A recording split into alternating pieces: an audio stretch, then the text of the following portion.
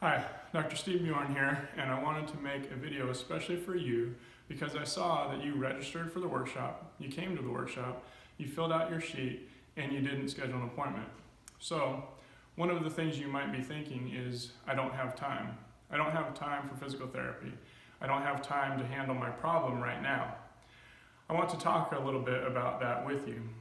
With anything in life, the longer that you let a problem go and don't address the cause, either by ignoring it or trying to alter it, the more time it takes to make it right again.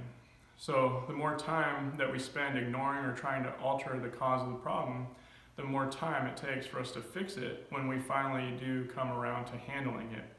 That is true with just about any problem in life. We survey people and ask them what the top priorities are in their life.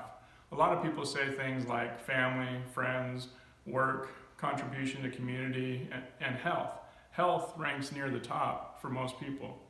A lot of people realize that if they don't take care of themselves, their own body, and their own health, then they can't contribute in other areas of their life.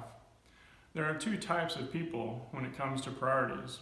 Type A is the person that says that their health is their top priority or one of their top priorities, and when you look at their time and their resource management, they actually do invest in their health.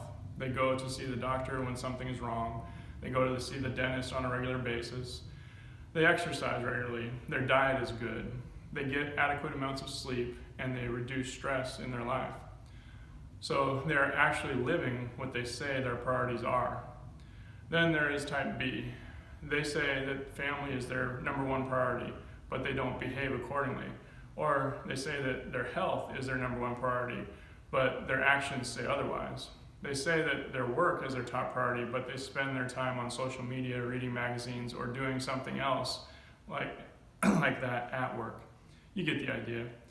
The big secret about person A, the one that their priority actually line up with what they're doing in life, that they actually save time.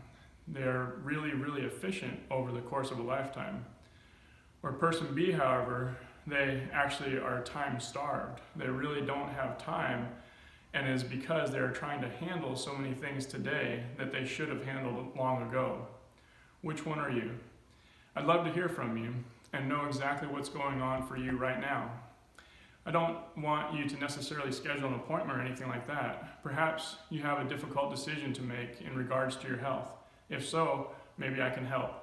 Just reply back to this email. I'd be happy to have that conversation with you.